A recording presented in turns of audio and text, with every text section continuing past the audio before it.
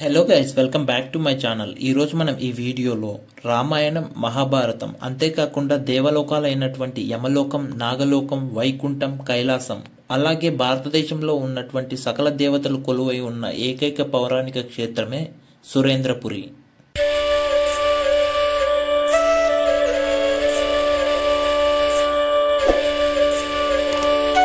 ప్రపంచంలో ఎన్నో పార్కులు ఉన్నాయి, కానీ ప్రపంచంలో ఎక్కడా లేనటువంటి మొట్టమొదటి పౌరాణిక థీమ్ పార్క్ ఇప్పుడు మన హైదరాబాద్ దగ్గరలో ఏర్పాటు చేయడం జరిగింది. భారతీయ పురాణాలు, చరిత్ర మరియు సంస్కృతి యొక్క అద్భుతమైన అనుభవాన్ని అందించడానికి ఈ సురేంద్రపురిని నిర్మించారు.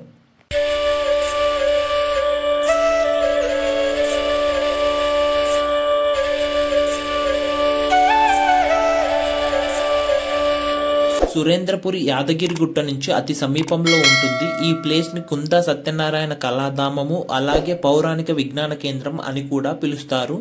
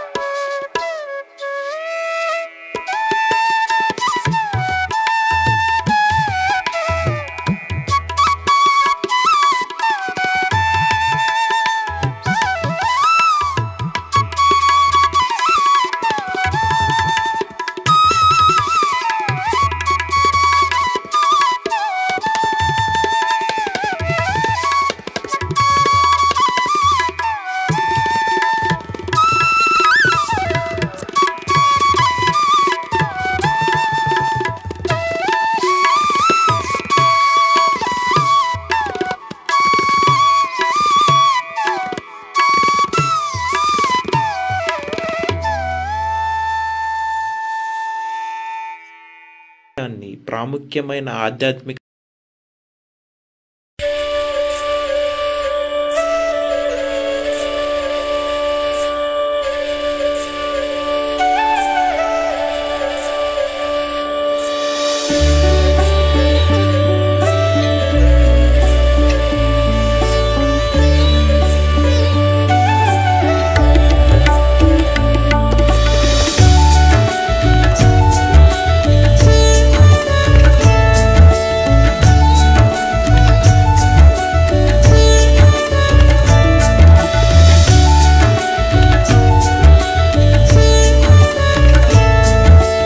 హనుమతేశ్వర ఆలయ దర్శనం తర్వాత ఆ ఆలయానికి పక్కనే ఉన్నటువంటి కుందు సత్యనారాయణ కళాధామం గురించి మనం ఇప్పుడు తెలుసుకుందాం.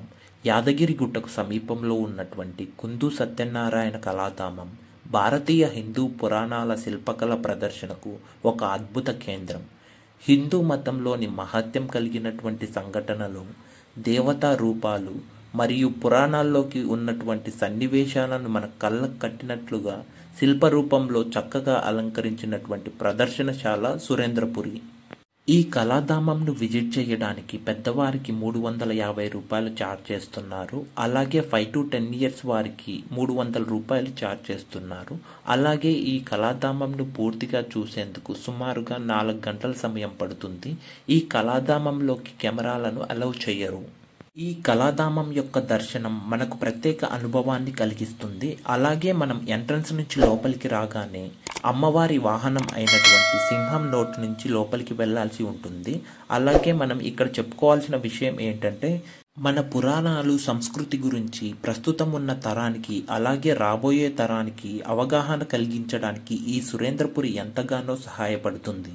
మనం కళాధామంలోకి ఎంటర్ అవ్వగానే మనం ఈ కళాధామం యొక్క దర్శనం బాలభారతం నుంచి స్టార్ట్ అవుతుంది. ఈ బాలభారతం అనేది పాండవులు, కౌరవులు ఎలా జన్మించారో అలాగే వారి చిన్నతనంలో ఎలా గడిపారో మనకు కళ్ళకు కట్టిన విధంగా విగ్రహ రూపంలో వివరించారు. బాలభారతం అనేది ముఖ్యంగా పాండవులు, కౌరవులు వారి యొక్క బాల్యంకు సంబంధించినది. మనం ఇక్కడ ఉన్నటువంటి ప్రతి సంఘటన గురించి డీటెయిల్గా చెప్తూ వెళ్తే చాలా సమయం పడుతుంది. అందుకే మనం ఇక్కడ ఓవరాల్గా చూపించడం జరిగింది. మీరు కూడా చూడండి. బాలభారతం తర్వాత నెక్స్ట్ మనం భారతదేశంలో ఉన్నటువంటి 18 అష్టాదశ శక్తి పీఠాలను మనం ఒకే చోట చూడవచ్చు. అలాగే ఇక్కడ ఆదిపరాశక్తి త్రిమూర్తులను సృష్టించే సంఘటనలు కూడా మనం ఇక్కడ చూడవచ్చు. ఇక్కడ ఉన్నటువంటి ప్రతి విగ్రహానికి వాటి యొక్క పేర్లను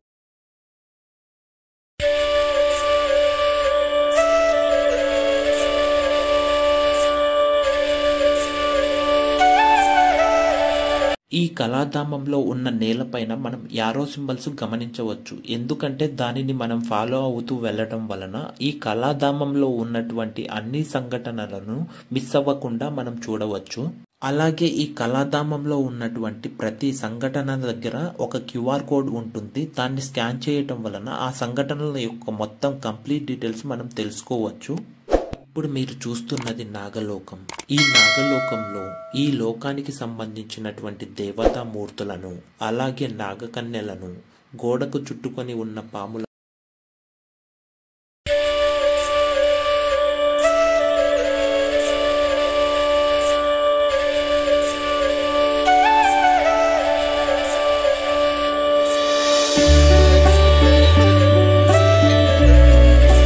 ఇక్కడ మీరు చూస్తున్నది దారికి 2 వైపులా ఏర్పాటు చేసినటువంటి దేవాలయాలు. ఈ దేవాలయాలు దేశంలో ఉన్నటువంటి ప్రముఖ దేవాలయాల యొక్క దేవతామూర్తులను ఇక్కడ ఏర్పాటు చేయడం జరిగింది.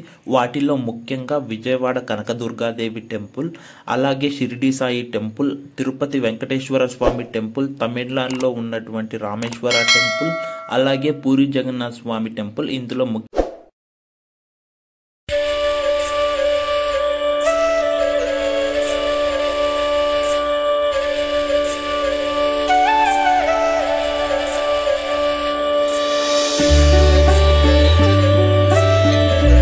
ఇక్కడ మనం చూస్తున్నటువంటిది యమలోకం యొక్క ఎంట్రన్స్. ఇక్కడ యమభటులను అలాగే యమధర్మరాజు, చిత్రగుప్తులను మనం చూడవచ్చు. ఒక మనిషి చనిపోయిన తర్వాత మనిషి చేసినటువంటి పాపపుణ్యాలను బట్టి శిక్షలను అమలు చేయడం జరుగుతుంది. ఈ యమలోకం లోపల ఆ శిక్షలకు సంబంధించినటువంటి సంఘటన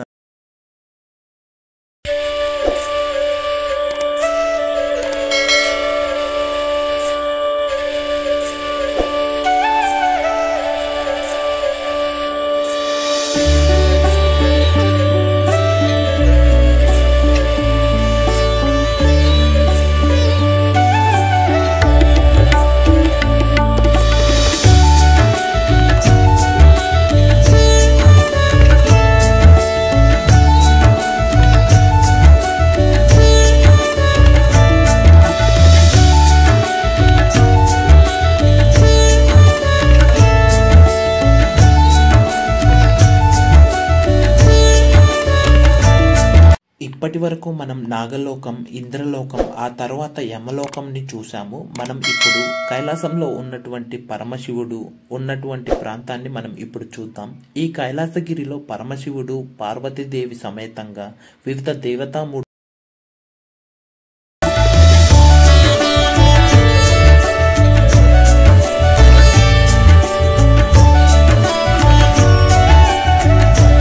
ఈ సురేంద్రపురిలో మనం వైకుంఠ దర్శనాన్ని కూడా మనం చూడవచ్చు. ఈ వైకుంఠంలో మనం ద్వారాలను దాటుకుంటూ ఆకాశంలో వెళ్తున్నట్లు ఉంటుంది. అలాగే లోపలికి రాగానే శ్రీ మహావిష్ణువు శయనిస్తున్నట్లు, అలాగే శ్రీ మహాలక్ష్మి శ్రీ విష్ణువు పాదాలను తాకుతూ మనకు కనిపిస్తుంది.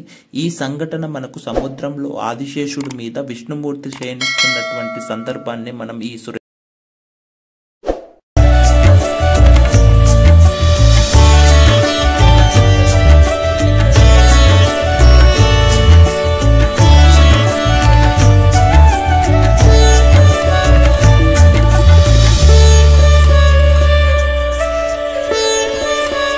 అలా వైకుంఠ దర్శనాన్ని చేసుకున్న తర్వాత మనకు రామాయణానికి సంబంధించినటువంటి ఘట్టాలు మనకు కనిపిస్తాయి. రాముడు బాల్యానికి సంబంధించినటువంటి విషయాలు, రాముడు విద్యను అభ్యసించటం, సీతమ్మ వారిని వివాహమాడటం, అలాగే రావణాసురుడు సీతను అపహరించటం, హనుమంతుణ్ణి రాముడు కలవటం, ఆ తర్వాత హనుమంతుడు సీతను కలవటం, ఇలా రామాయణానికి సంబంధించినటువంటి ప్రతి ఒక్క సంఘటన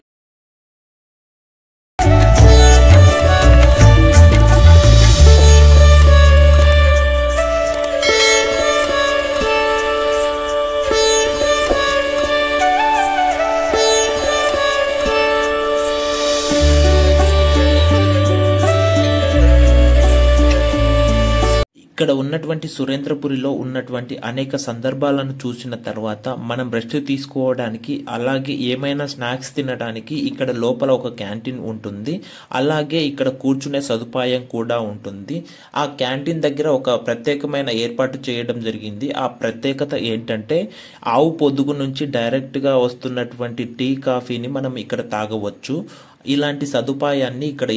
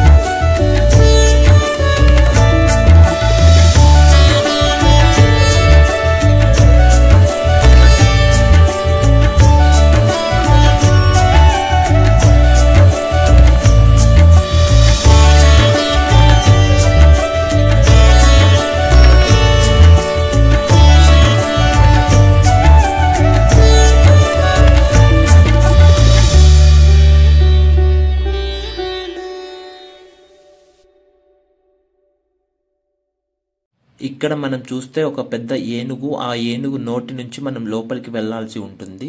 లోపలికి వెళ్తే మనం బ్రహ్మలోకం, అలాగే మహాభారతంలోని కొన్ని సంఘటన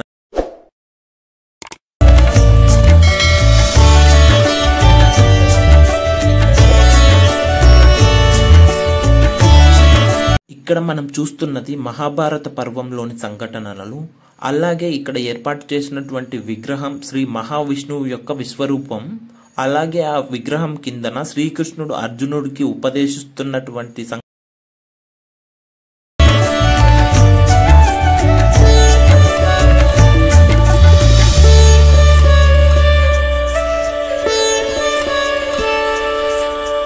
అక్కడ ఏర్పాటు చేసినటువంటి ఏనుగు తల లోపల నుంచి మనం లోపలికి రాగానే మనకి ఇక్కడ బ్రహ్మలోకం కనిపిస్తుంది. ఈ బ్రహ్మలోకంలో బ్రహ్మదేవుడు అలాగే సరస్వతీదేవి ఉంటారు. వీటితో పాటుగా బ్రహ్మలోకంలో ఉండేటువంటి దేవతామూర్తులను మనం ఇక్కడ చూడవచ్చు. అలాగే మనం ఇక్కడ ఈ ప్రాంతానికి రాగానే ఈ లోకాన్ని వదిలి మరో లోకానికి వచ్చిన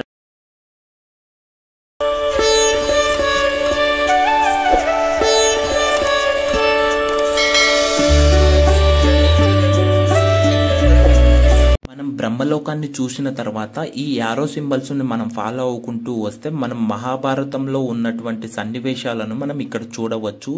ఇక్కడ మనం చూస్తున్నటువంటి విగ్రహం శ్రీ మహావిష్ణువు యొక్క విశ్వరూపం అనే చెప్పవచ్చు. అలాగే ఈ విగ్రహం కిందన శ్రీకృష్ణుడు అర్జునుడికి ఉపదేశిస్తున్నటువంటి సందర్భాలను మనం ఇక్కడ చూడవచ్చు. అలాగే విష్ణుమూర్తి విశ్వరూపం క్రిందనే పాండవులు కౌరవులకు జరిగినటువంటి యుద్ధ సంఘటనలను మనం చూడవచ్చు.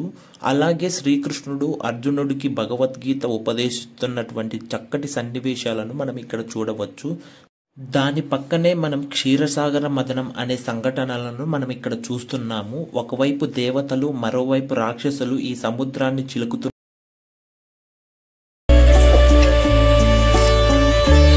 ఇప్పుడు మనం చూస్తున్నటువంటి సన్నివేశాలు పాతాళ లోకానికి సంబంధించినటువంటి సన్నివేశాలు. పాతాళ లోకాన్ని మనం చూసిన తర్వాత చివరగా మనం మహాభారతం యొక్క ఘట్టానికి చేరుకుంటాము. పాండవులు, కౌరవులు, శ్రీకృష్ణుడు వారందరికి సంబంధించినటువంటి సందర్భాలు ఇక్కడ ఉన్నాయి. అలాగే మహాభారతానికి సంబంధించినటువంటి ప్రతి అంశం ఈ విధంగా మనకు కళ్ళకు కట్టినట్లుగా ఇక్కడ మనకు చూపిస్తున్నారు. ఈ తరానికి అలాగే రాబోయే తరానికి మన పురాణాల గురించి తెలియాలంటే ఒక్కసారైనా మాత్రం ఈ సురేంద్రపురికి రావాల్సిందే అని నేను ఖచ్చితంగా నమ్ముతాను. మహాభారతంలోని అనేక సందర్భాలను చూసిన తర్వాత ఇక్కడ సురేంద్రపురిలో మహాభారతంలో జరిగినటువంటి పద్మవ్యూహాన్ని ఒక ప్రత్యేకంగా ఏర్పాటు చేశారు. ఆనాడు కురుక్షేత్ర యుద్ధంలో పాండవులను చంపటానికి ఉపయోగించిన యుద్ధ వ్యూహమే కురుక్షేత్రం. పద్మవ్యూహంలో ఏర్పడినటువంటి సందర్భాలను ఇక్కడ ఏర్పాటు చేయడం జరిగింది. ఫ్రెండ్స్, ఇప్పటి వరకు చూసారుగా సురేంద్రపురిలో ఉన్నటువంటి శిల్పకళ. ఆ శిల్పకళతోనే మన పురాణాలన్నింటినీ ఇక్కడే పొందుపరిచారు. రామాయణ మహాభారతాలను కళ్ళకు కట్టినట్లుగా, అంతేకాకుండా దేశంలో ఉన్నటువంటి ప్రముఖ ఆలయాలు అలాగే మన పురాణాలన్నింటినీ ఒకే చోట అంటే ఈ సురేంద్రపురిలోనే చూడవచ్చు. ఫ్రెండ్స్, ఇప్పటి వరకు చూసిన వీడియో మీకు నచ్చింది అని అనుకుంటున్నాను. తప్పకుండా మన వీడియోను లైక్ చేయండి. మరిన్ని వీడియోల కోసం మన ఛానల్ని సబ్స్క్రైబ్ చేయండి. మీరు కనుక ఈ ప్లేస్ను ఆల్రెడీ విజిట్ చేసినట్లయితే కామెంట్ సెక్షన్లో తెలియచేయండి.